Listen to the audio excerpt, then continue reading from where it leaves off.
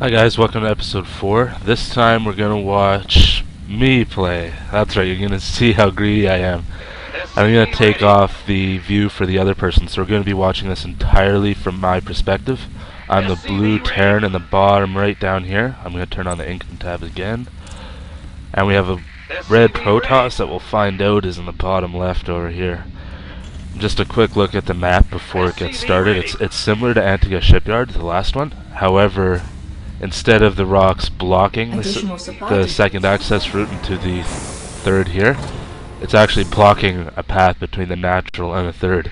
So you can see the second entrance is actually right into the third. They can go in there freely, however they have to bust the rocks in order to get into the natural. Again, this works for me in the same way as it did on the other map. You can bust the rocks, attack from multiple directions, abuse the mobility of Marines. You can see I scout him right away over here. So far it's totally standard, although that pylon was kind of early there. Oh, 2 gas. Okay. So he went 1 gate straight into 2 gas. So you know immediately that this is going to be a technical opening. Now it's probably going to be Dark Templars. You can tell because there's only one build where you'd get so much gas so quickly. However, it could also very well be Stargate play or a Colossus rush. It's definitely not going to be a fast expand with 2 gases this early. Most Protoss who do this go right for Dark Templars. Now, I had originally sent one of my SCVs up here into the top left to lay a command center down. As I opened 2 racks, I threw a command center down to my base. And then I also sent one up here to build a command center up here, but I saw a probe up here. When I saw the probe up here and I combined that with information of having 2 gases, you can tell that he is going Dark Templars because he's probably going to proxy some buildings here. So I start going with a double fast expand opening. This is really safe because all Protoss technical openings have a very late timing. I don't really have to worry about aggression happening early. It could technically still be a 4 gate, but that's really unlikely unless this player is quite bad. You can see he had 2 more gates here that I got when I scanned. And also 3 gates is very common when you're doing a Dark Templar build. The only thing that separates this from a 3 gate fast expand, or I guess it's not quite fast, is the second gas.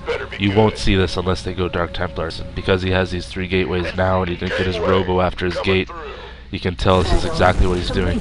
He'd also placed proxy pylons down here in the third, and I was able to see those because I had Marines forward. So you can tell that he's definitely going for Dark Templar harass.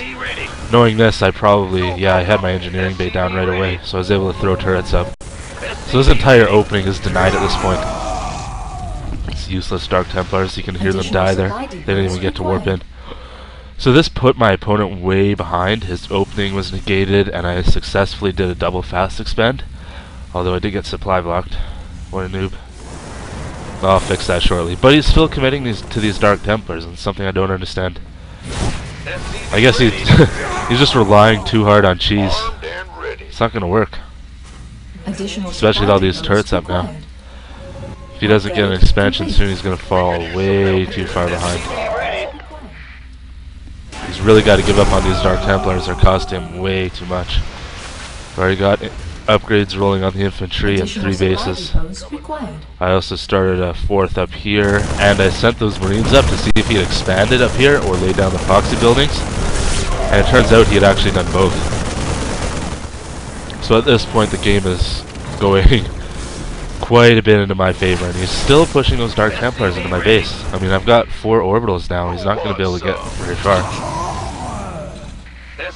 Regardless, I'm expanding with more racks here.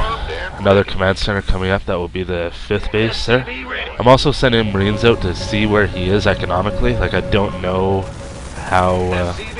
I don't know if he has established his second nexus yet. I can also see at this point he has gone for High Templar tech, which is a normal transition out of Dark Templars against bioplay, especially if it's not successful. So here I'm just trying to harass him and force him to spend more money on stuff he doesn't want to, like Stalkers and Zealots. I'm also guarding his 3rd because I don't want him to get a 3rd base. Protoss and 3rd bases are really hard to deal with. You can see I'm also expanding by proxying racks and everything up here. Something that works really, really well when you're playing like this is to start building production facilities in different areas of the map, and you can see I'm starting to do this. That's because if an opponent abuses his tech advantage and manages to contain you inside of your base and choke you out on the ramps, you aren't going to be able to get out and do anything. You really have to be able to stay mobile on the map, and the only way to do this is to build elsewhere. You can see I'm starting to take more bases. I got another up here. Another strategy I commonly use as well is, instead of going all in and becoming super aggressive with Marines, what I'll do is I'll hold my production at just enough to keep trading armies with my opponent and use all my extra economical advantage to expand more until I've reached the point where he can no longer reduce the amount of supply I have, no matter how fast he kills my units. And even now, like, I don't have to be cost effective. I could kill one zealot every group of Marines and I'd still be profiting. Also, having these production facilities guarding your tertiary bases on the other side of the map also prevents your opponent from countering them, because you have a stream of units. It also gives you information. If he tries to build Nexus and Ninja expansions, he can come out here and do that, and indeed that's what he did in this game. So I was able to find that as I tried to expand there, and because I have these production facilities out here, I was able to sneak in there and take care of that right away. And I knew he didn't have a base here, so it was everything but over for him.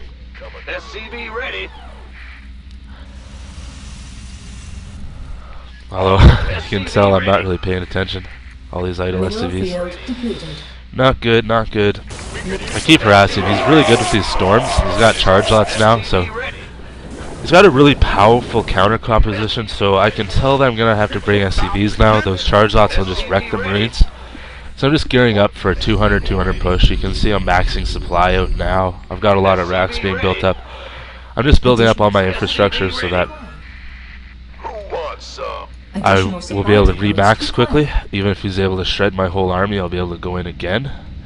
So with this attack, I'm really trying to kill as many of those High Templars as I can. I don't want him to amass too much, because he's just going to choke me out up here.